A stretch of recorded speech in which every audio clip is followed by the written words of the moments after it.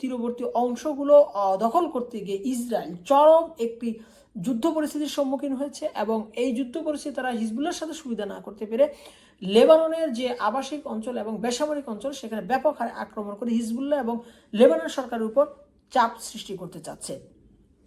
এখন আমরা যেটা দেখব যে এই শান্তি চুক্তি আলোচনাটা আসলে কোন পর্যায়ে আছে। শান্তি চুক্তি আলোচনার জন্য আমরা যে এই পর্যন্ত যেটা জানতে পেরেছি যে ইরানের পক্ষ থেকে অংশগ্রহণ করছে স্পিকার বাঘেরি, পররাষ্ট্রমন্ত্রী আব্বাস আরেকচি এবং উপপ্রধানমন্ত্রী। আবার অন্যদিকে পাকিস্তানের পক্ষ থেকে আলোচনা অংশগ্রহণ করছে শাহবাজ শরীফ সেনাপ্রধান পাকিস্তানের এবং পররাষ্ট্রমন্ত্রী, এবং ট্রাম্পের এই আলোচনার ট্রাম্পের প্রতিনিধি হিসেবে থাকছেন স্টিভ উইটকম, জেরার্ড কুশনার। তবে তাদের এবার জেডি ভেন্সকে অর্থাৎ আমেরিকার ভাইস প্রেসিডেন্টকে উপপ্রধান মন্ত্রীকে প্রেসিডেন্টকে হচ্ছে এবার নেতা বা প্রতিনিধিত্ব দলের নেতা হিসেবে পাঠানো হচ্ছে, এবং সেখানে অংশগ্রহণ করছে সেন্টকমের অর্থাৎ কাতারে অবস্থিত সেন্টকমের রিয়াল অ্যাডমিরাল যিনি প্রধান তিনি।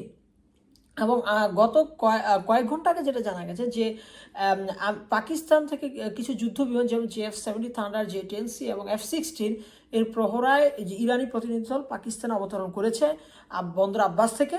এবং এবং যে বিষয়টা নিয়ে মতামত হচ্ছে যে 10টা পয়েন্ট কী হবে স্থায়ী শান্তি চুক্তির জন্য, যে 10টা পয়েন্ট কী হবে। আরব বিশ্ব চাচ্ছে যে এই যুদ্ধবিরতিটা স্থায়ীভাবে হোক এবং এটা যেন আর লঙ্ঘিত না হয়, এবং যুদ্ধের কারণে তাদের